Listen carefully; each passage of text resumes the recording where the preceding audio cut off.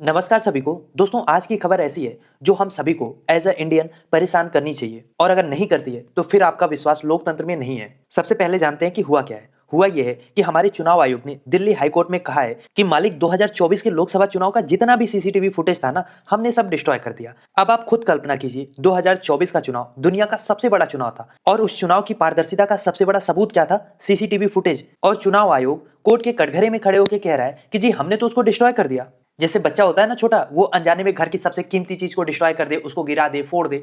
ऐसे ही ये हमारे जो ज्ञानेश बाबू हैं, जो हमारा मुख्य चुनाव आयुक्त है, इस समय वही छोटा बच्चा हुआ है जो लोकतंत्र की सबसे कीमती चीज, जो उसमें पारदर्शिता है, उसको डिस्ट्रॉय कर दिया, उसको गिरा दिया, खत्म। अब मामला कैसे सामने आया? देखो, एक्टिविस्ट और एडवोकेट महमूद प्राचा ने याचिका दायर की थी कोर्ट में। प्राचा साहब की याचिका में मांग ये थी कि पूरे देश के जो भी पोलिंग बूथ्स हैं, उसके जो भी सीसीटीवी फुटेज हैं, वो उनको मुहैया कराया जाए ताकि जो भी उनके मन में डाउट है वो उसको दूर कर लें।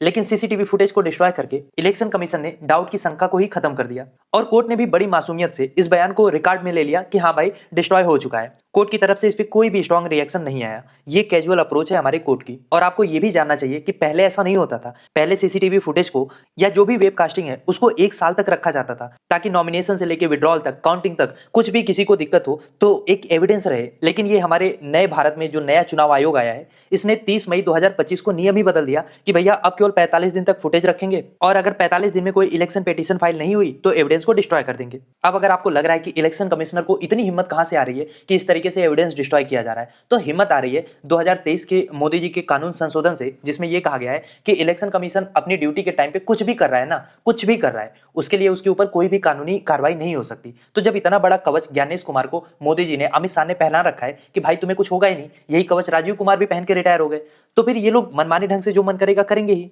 और इससे पहले leader of opposition Rahul Gandhi भी तो सीसीटीवी फुटेज मांग रहे थे। तब यही ज्ञानेश बाबू प्रेस कॉन्फ्रेंस करके कह रहे थे कि मां बहन बेटियों की, बहुओं की इस तरीके से फोटो देनी चाहिए क्या? अब पोलिंग बूथ के अंदर आप सीसीटीवी फुटेज लगा रहे हो, वेबकास्टिंग हो रही है, तो ये पोलिंग प्रोसेस की इंटीग्रिटी को मॉनिटर करने के लिए ही हो रहा है। यहाँ पे किसी की पर्सनल लाइफ या प्राइवेसी का कोई सवाल ही नहीं है। और अगर चुनाव आयोग, उसमें बैठे लोग खुद इस फोटोज को, इस वीडियोज को देख सकते हैं, तो आम इंसान नहीं देख सकता। और मुझे लगता है जिस तरीके से चुनाव आयोग का रवैया है, विपक्ष को एकजुट होकर इनके खिलाफ इंपीचमेंट, महाभियोग लाना ही चाहिए, क्योंकि ये लड़ाई सीधे सीधे अब सत्य और सत्ता के बीच का है और सत्य के लिए सत्ता का सबूत मिटाने का काम ज्ञानेश कुमार जैसे लोग कर रहे हैं, जो इस लोकतंत्र की लड़ाई को और मुश्किल कर देता है। दोस्तों, अब मेरा सवाल आपसे ये है कि जब इतना बड़ा सबूत नष्ट करने पे भी न्यायपालिका शांत है, जब संवैधानिक संस्था खुद पारदर्शिता का गला घोट रही है, तो आपको लोकतंत्र का भविष्य कहां दिखता है? या आपको भी लगता है कि अब हम इलेक्टिव डेमोक्रेसी से इलेक्टोरल ऑटोक्रेसी में बदल चुके हैं? क्या सोचते हैं आप इस बारे में? लिखिए अपनी राय कमेंट बॉक्स में। और इस टॉपिक का कंप्लीट वीडियो आप डायरेक्टली चैनल पे भी जाके देख सकते हैं।